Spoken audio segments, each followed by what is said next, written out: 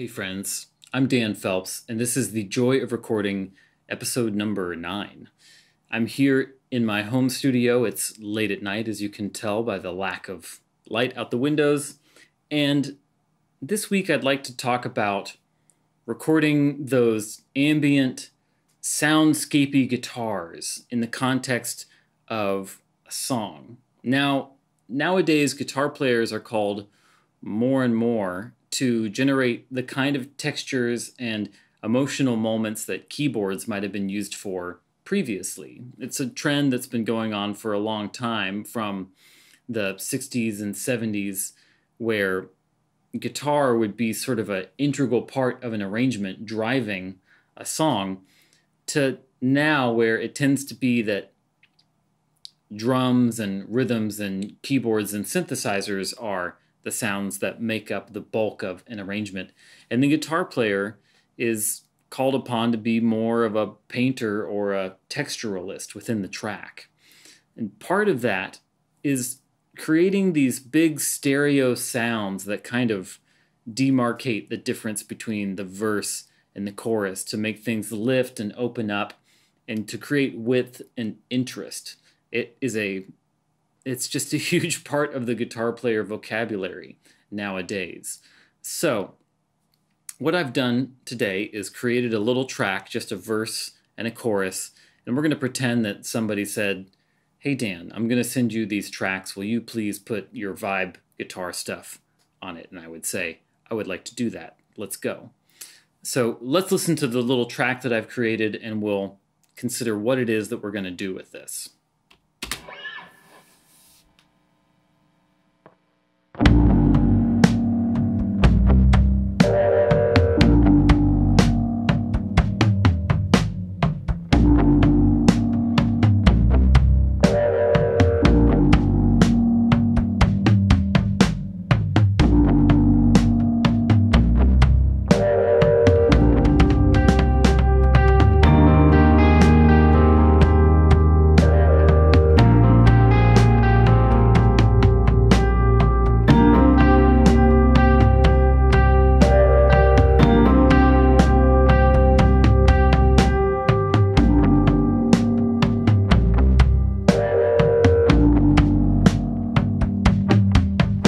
So the first thing that I'm hearing is that intro section's kind of long, and I'd like to put some single note things in there that create interest. Not stuff that really overtakes the track, but something that kind of helps that move along, since we kind of stay on that groove for a while.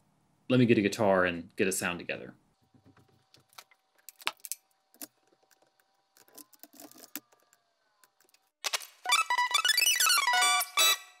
Okay, so I've got a mono track that I've created in Pro Tools, and I'm recording direct without a speaker cab. I'm using my Diamond Comp SL compressor pedal, the Cole High-Rise Duo Drive boost and distortion pedal, and I'm going through my Benson Dizzy Bird, which is a 1-watt amp and a tube reverb in one box, and then through a Nunaber Iconoclast cab simulator.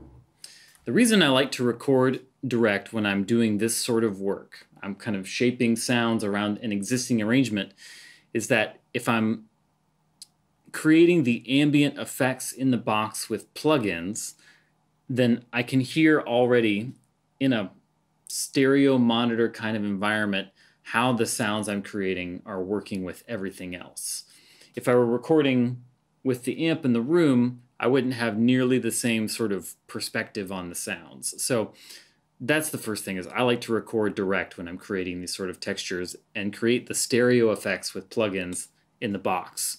So the first thing I'm going to do is go to a go-to effect for me, which is the Soundtoys Echo Boy delay plugin.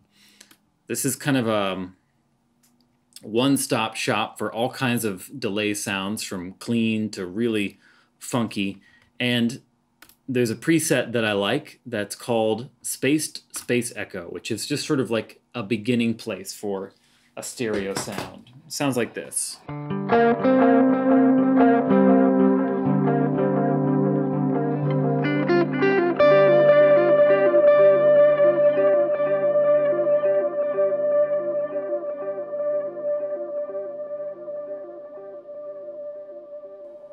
turn down the feedback a little bit because that goes a long time.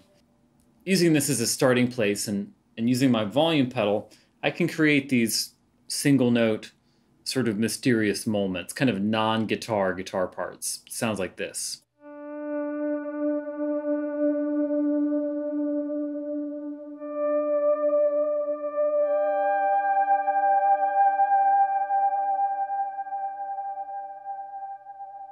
So that's what I'm thinking of for the verse. Just a couple of notes, a mysterious sound that kind of works back there somewhere in the deep part of the mix.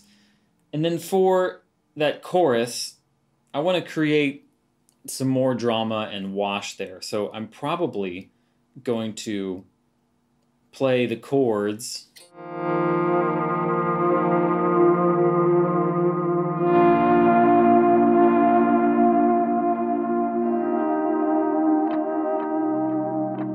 In some way. I'm not exactly sure how I'm going to do it. I'm going to feel my way through that as well.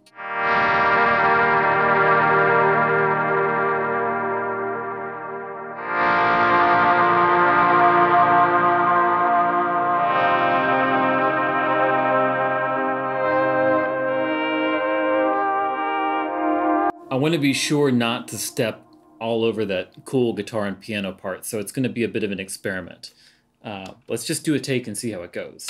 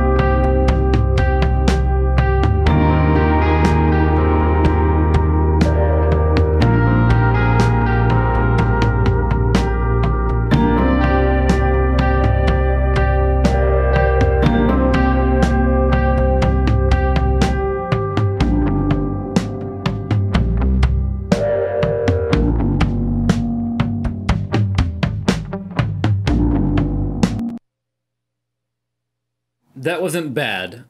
The things that I heard about that were, I liked the part in the verse, but the sound that I'm using and the range of the guitar was sort of interfering with that cool interplay between the piano and the tracking electric guitar. So I'm going to look just a little bit deeper for the right sound here. For the chorus, I'm going to create another track. In fact, I'm just going to duplicate this track to save myself from some clicking around. And I'm going to go for a different sound in the chorus. I'm going to go back to my beloved Valhalla shimmer effect and get some real big pitch effect going on here.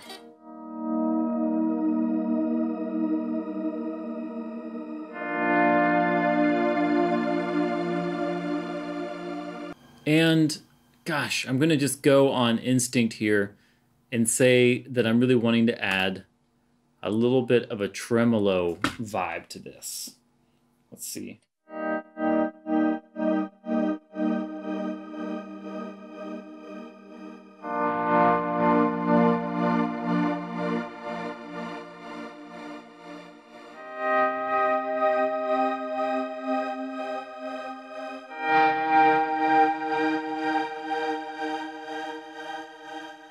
Gosh, that's a pretty interesting sound. I'm going to try laying that into the chorus and see what it does for me.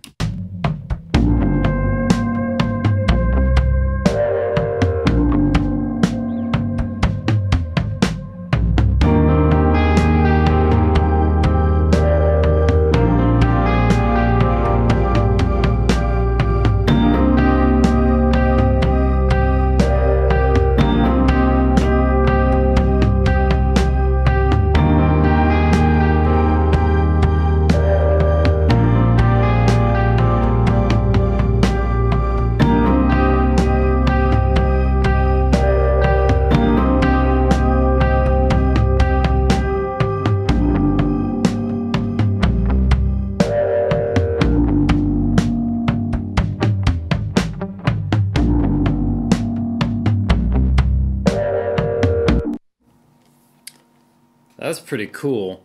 I think I'll turn it down a little bit overall in the mix, but I dig that. It's definitely adding a hard to define texture to the track. Almost like another synth part, but kind of like a string pad and a synth and a rhythmic thing happening all at the same time. I'm going back to my first Echo Boy track because I want to add a little something back here to the end after the chorus, just a little tag note or something. I'll improvise a little bit until I find it, and then I think we'll be done.